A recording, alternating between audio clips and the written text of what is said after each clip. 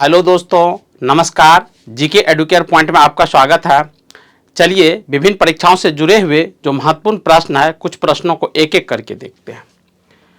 तो पहला प्रश्न है समान ज्ञान से जुड़े हुए प्रश्न। पहला प्रश्न है, मौलिक अधिकार किस देश से लिए गए हैं? तो मौलिक अधिकार जो है संयुक्त राज्य अमेरिका से लिए गए हैं, यानी यूएसए से लेकर के भारतीय संविधान में शामिल किया गया मौलिक अधिकार को। नेक्स्ट है, भारतीय संसद के अंग है। तो भारतीय संसद के अंग है राष्ट्रपति, राज्यसभा और लोकसभा। तो भारतीय संसद के 3 अंग है।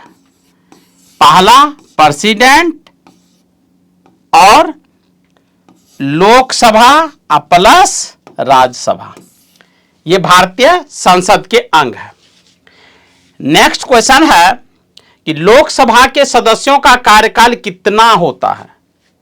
तो लोकसभा के जो सदस्य होते हैं उसका कार्यकाल होता है, यानी मेंबर जो होते हैं उसका कार्यकाल 5 वर्ष का होता है।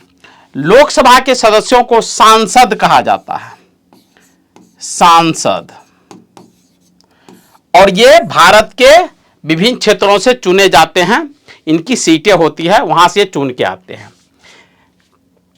नेक्स्ट है, संवैधानिक उपचारों का अधिकार किस अनुच्छेद में है? तो संवैधानिक उपचारों का अधिकार अनुच्छेद 32 में वर्णित है। ये मौलिक अधिकार है, संवैधानिक उपचारों का अधिकार, और संवैधानिक उपचारों का जो अधिकार है ये अनुच्छेद 32 में शामिल किया गया है। मौलिक अधिकार का उल्लेख आर्टिकल 32 से लेकर के मौलिक अधिकार का उल्लेख आर्टिकल 12 से लेकर 35 तक में किया गया है। नेक्स्ट क्वेश्चन पे चलते हैं। भारत में किस प्रकार के शासन प्रणाली है? तो भारत में जो शासन प्रणाली है वो संसदीय और संघीय प्रणाली है। संसदीय और संघीय प्रणाली, यानी संसदीय व्यवस्था है और संघ का मतलब संघ के पास अधिक शक्ति है। नेक्स्ट क्वेश्चन है, लोकसभा में अधिकतम सदस्यों की संख्या कितनी है? तो लोकसभा में जो अधिकतम सदस्यों की संख्या है वह 552 निर्धारित की गई है, और यह 2026 तक ही है। 2026 में अभी विचार चल रहा है, बातचीत चल रही है कि लोकसभा सदस्यों की सीटों की संख्या को बढ़ाने की। देखिए लगभग 800 समथिंग होगा, संभावना तो यही बताया जा रहा है। नेक्स्ट है, संविधान के किस भाग में पंचायती राज व्यवस्था का वर्णन है? तो संविधान के किस भाग में पंचायती राज व्यवस्था, तो पंचायती राज व्यवस्था का वर्णन भाग 9 में किया गया है। हम जानते हैं कि हमारे संविधान में 22 भाग है, और 22 में से जो भाग 9 है वो पंचायती राज व्यवस्था का उल्लेख करता है। नेक्स्ट क्वेश्चन है, पंचायती राज व्यवस्था किस राज्य पर आधारित है? तो पंचायती राज व्यवस्था जो है वह सत्ता के विकेंद्रीकरण पर आधारित है। सत्ता का विकेंद्रीकरण का मतलब है सत्ता को विभिन्न स्तरों पर बांट दिया जाना। जैसे पंचायती राज व्यवस्था में 3 पद बनाए जाते हैं। एक तो ग्राम पंचायत होता है, दूसरा पंचायत समिति होती है, पंचायत समिति, और तीसरा जो होती है वो जिला परिषद होता है, जिला परिषद। यानी जनता की भागीदारी को सुनिश्चित करने के लिए, सत्ता के विकेंद्रीकरण पर जोर देने के लिए पंचायती राज व्यवस्था को स्थापित किया गया है, संविधान में जोड़ा गया है। नेक्स्ट देखिए, पंचायती राज संस्थाओं का चुनाव कराने की जिम्मेदारी किसकी है? तो पंचायत का जो चुनाव कराते हैं वो राज्य निर्वाचन आयोग। इसके लिए राज्य निर्वाचन आयोग होते हैं जो पंचायत चुनाव कराने के लिए वो जिम्मेदार होते हैं। ये प्रत्येक राज्य में होते हैं, और राज्य निर्वाचन आयोग के जो अधिकारी होते हैं वो सभी आईएएस ऑफिसर होते हैं। राज्य सरकार के द्वारा इसे राज्य निर्वाचन आयोग बनाए जाते हैं, और केंद्रीय निर्वाचन आयोग के निर्देशन के अनुसार ये कार्य करते हैं।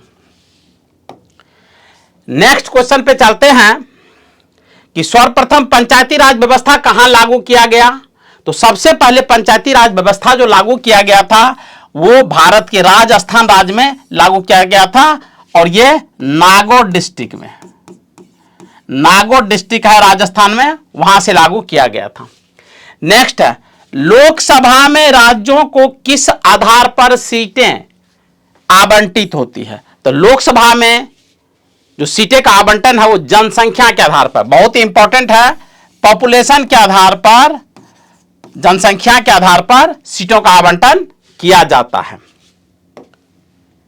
नेक्स्ट, अविश्वास प्रस्ताव किस सदन में लाया जाता है, तो अविश्वास प्रस्ताव खास करके जो रूलिंग पार्टी होती है उनके विरुद्ध में अपोजिशन के द्वारा लाया जाता है, तो यह हमेशा लोकसभा में लाया जाता है, यानी निम्न सदन। लोकसभा को निम्न सदन भी कहा जाता है और प्रथम सदन भी कहा जाता है, प्रथम सदन भी कहा जाता है, जबकि राज्यसभा को उच्च सदन और द्वितीय सदन भी कहा जाता है। नेक्स्ट है, लोकसभा के अध्यक्ष को कौन चुनता है, तो लोकसभा के अध्यक्ष को जो चुनता है वो लोकसभा के जो सदस्य होते हैं, जो सांसद होते हैं, उन लोग मिलकर के लोकसभा के अध्यक्ष का चुनाव करते हैं। नेक्स्ट क्वेश्चन पे चलते हैं, अस्थायी लोकसभा के अध्यक्ष को क्या कहते हैं, तो अस्थायी लोकसभा के अध्यक्ष को प्रोटेम स्पीकर के नाम से जाना जाता है। प्रोटेम स्पीकर, जब नई लोकसभा की चुनाव होता है तो जो नए सदस्य चुन के आते हैं उनको ये प्रोटेम स्पीकर क्या करते हैं, शपथ दिलाते हैं, शपथ दिलाते हैं। इसका मात्र एक ही काम होता है, नए चुने हुए सदस्यों को शपथ दिलाना, और जैसे परमानेंट लोकसभा अध्यक्ष का चुनाव हो जाता है सदस्यों के बीच से, उसके बाद प्रोटेम स्पीकर का पद स्वतः खत्म हो जाता है, समाप्त हो जाता है। नेक्स्ट देखिए, संविधान सभा की अंतिम बैठक कब हुई थी, तो संविधान सभा की अंतिम बैठक हुई थी 26 जनवरी 1950 को। इंपॉर्टेंट प्रश्न है, ध्यान रखेंगे। नेक्स्ट क्वेश्चन है, संविधान सभा के कुल कितने सदस्य थे, तो संविधान सभा का जो चयन हुआ था, जनसंख्या के आधार पर सदस्यों का चयन हुआ था, 10 लाख जनसंख्या पर एक मेंबर का चयन हुआ था, और वो टोटल सदस्यों की जो संख्या थी वो 389 थी, 389। नेक्स्ट है, राष्ट्रगान को अपनाया गया था, तो भारत सरकार द्वारा राष्ट्रगान को अपनाया गया था 24 जनवरी 1950। 24 जनवरी 1950 को भारत सरकार के द्वारा राष्ट्रगान को अपनाया गया था। नेक्स्ट क्वेश्चन है, किस योजना के तहत भारतीय संविधान का निर्माण किया गया, तो भारतीय संविधान के निर्माण करने के लिए ब्रिटिश सरकार के द्वारा एक योजना लाई गई थी, उस योजना का नाम था कैबिनेट मिशन योजना। कैबिनेट मिशन योजना ये 1946 में लाया गया था, और इसी योजना में यह प्रावधान था कि भारतीय अपने लिए संविधान का निर्माण कर सकते हैं। नेक्स्ट क्वेश्चन पे चलते हैं, भारतीय संविधान का प्रथम प्रारूप किसके द्वारा तैयार किया गया था, तो भारतीय संविधान का प्रथम प्रारूप जो था BN राव के द्वारा तैयार किया गया था। ये संविधान सभा के अस्थायी अध्यक्ष भी थे।